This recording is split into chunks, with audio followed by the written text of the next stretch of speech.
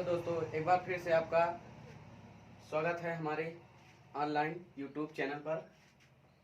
पढ़ रहे थे हम शिक्षण, और शिक्षण में हमने शिक्षण क्या होता है, शिक्षण की परिभाषा, शिक्षण के प्रकार, इसको पढ़ लिए थे और उसके साथ साथ बीएस ब्लूम के टैक्सोनॉमी भी पढ़ लिए थे।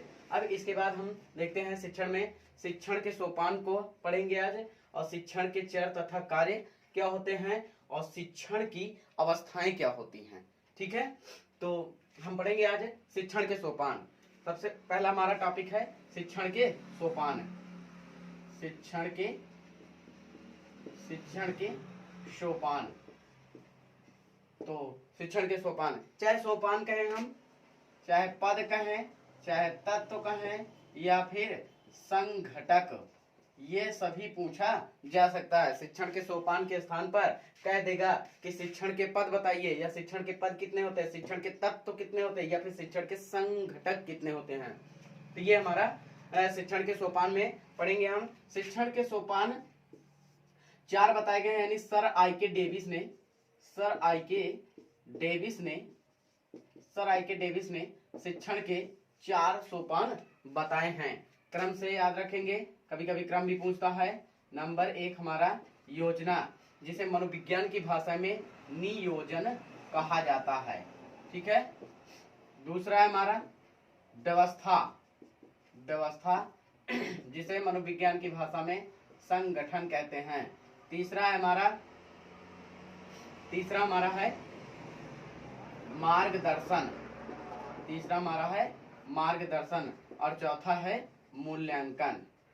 मूल्यांकन, या फिर इसे ही नियंत्रण कहते हैं।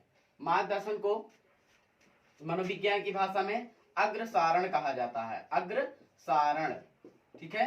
तो पूछेंगे कि शिक्षण के कितने सोपान होते हैं, तो शिक्षण के 4 सोपान सर आई के डेविस ने बताया है। तो सर आई के डेविस ने शिक्षण के 4 सोपान बताए। नंबर 1 योजना, जिसे नियोजन मनोविज्ञान की भाषा में कहते हैं। नंबर 2 व्यवस्था, जिसे संगठन कहा जाता है। और मार्गदर्शन, जिसे अग्रसारण कहते हैं। और मूल्यांकन, जिसे नियंत्रण कहा जाता है। हम इन सब के नाम को इसीलिए बता रहे हैं, कभी कभी आपसे इन नाम को ना दे करके इन सभी नाम को देकर पूछ सकता है कि निम्न का सही क्रम है। आपको ऐसे उलझाने के लिए दे देगा कि अग्रसारण,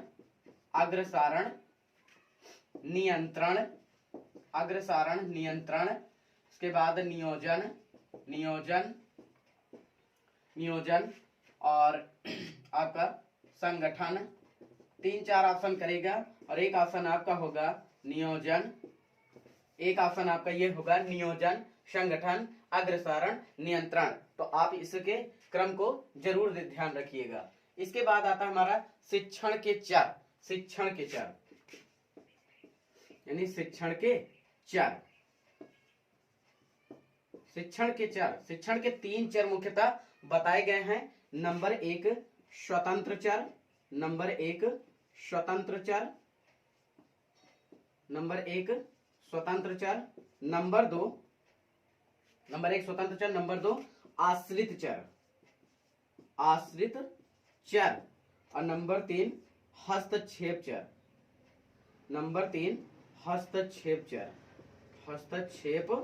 चर, स्वतंत्र चर में शिक्षक होता है, आश्रित चर में शिक्षार्थी होता है, और हस्तक्षेप चर में हमारा शिक्षण विधियां। तो शिक्षण के कितने चर बताए गए हैं? शिक्षण के 3 चर होते हैं। नंबर 1 स्वतंत्र चर, जिसमें शिक्षक की भूमिका मुख्य होती है, और नंबर 2 आश्रित चर, शिक्षार्थी इसमें मुख्य होता है। हस्तक्षेप चर, शिक्षण विधियां। ठीक है, शिक्षण विधियां और सामग्रियां। फिर इसके बाद हमारा आता है शिक्षण चर के कार्य। इसी में इसके हम कार्य को देख लेंगे, और इसके कार्य 3 बताए गए हैं। शिक्षण चर के 3 कार्य। नंबर 1 निदानात्मक,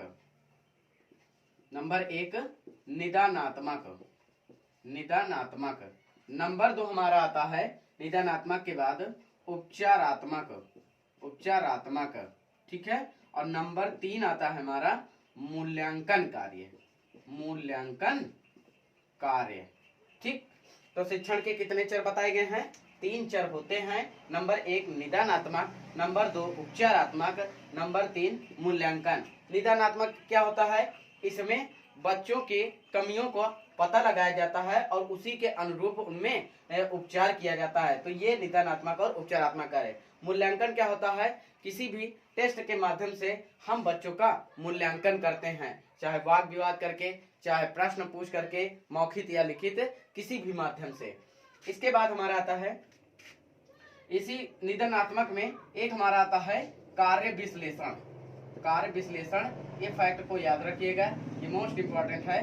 हमारा आता है, इसके पूछेगा कि कार्य विश्लेषण के प्रवर्तक कौन है? कार्य विश्लेषण के प्रवर्तक, तो इसमें इसके प्रवर्तक रॉयल हैं, ठीक है, ये ध्यान रखिएगा। इसके बाद आता है हमारा शिक्षण की अवस्थाएं। शिक्षण की अवस्थाएं, तो शिक्षण की अवस्थाएं हम देख लेंगे। इसमें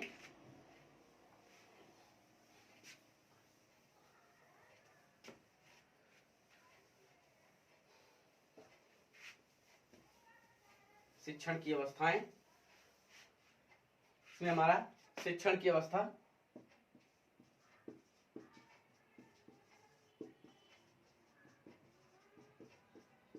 शिक्षण की अवस्थाएं, इसकी शिक्षण की अवस्था भी 3 बताई गई है। नंबर 1 आता है हमारा शिक्षण पूर्व क्रियावस्था। शिक्षण पूर्व क्रियावस्था, क्रियावस्था, शिक्षण पूर्व क्रियावस्था। और उसके बाद हमारा आता है शिक्षण क्रियावस्था, शिक्षण क्रियावस्था, शिक्षण क्रियावस्था। और नंबर 3 उत्तर शिक्षण क्रियावस्था, उत्तर शिक्षण क्रियावस्था, क्रियावस्था। शिक्षण पूर्व क्रियावस्था यानी शिक्षण कार्य करने से पहले उसकी कौन सी अवस्थाएं होती हैं, और शिक्षण क्रिया के दौरान कौन सी अवस्था होती है, और उत्तर यानी शिक्षण क्रिया के पश्चात कौन सी अवस्था। तो शिक्षण पूर्व क्रिया अवस्था के अंतर्गत हम 2 पढ़ेंगे। एक योजना हमारा आता है, यानी शिक्षण कार्य करने से पहले हम 2 चीजों का व्यवस्था करेंगे। यानी एक पहली चीज तो हम शिक्षण कार्य करने से पहले हम क्या करेंगे? योजना बनाएंगे। फिर उसके बाद उस शिक्षण कार्य में लगने वाली सामग्रियां कौन कौन सी उसमें उपयोगी होंगी, उसका क्या करेंगे? हम संगठन करेंगे, यानी व्यवस्था। तो योजना और व्यवस्था इसके अंतर्गत आएगा। फिर उसके बाद शिक्षण क्रिया अवस्था में क्या होता है, इसमें हम शिक्षण क्रिया अवस्था में मार्गदर्शन, अर्थात मार्गदर्शन का मतलब है इसमें हम शिक्षण कार्य को करेंगे, जिसे मनोविज्ञान की भाषा में अग्रसारण कहते हैं, ठीक है। और उसके बाद उत्तर शिक्षण क्रिया अवस्था में, यानी जब शिक्षण कार्य समाप्त हो जाता है तो हमें बच्चों का मूल्यांकन करना चाहिए, तो इसमें आएगा मूल्यांकन, ठीक है। ये हुआ हमारा मूल्यांकन।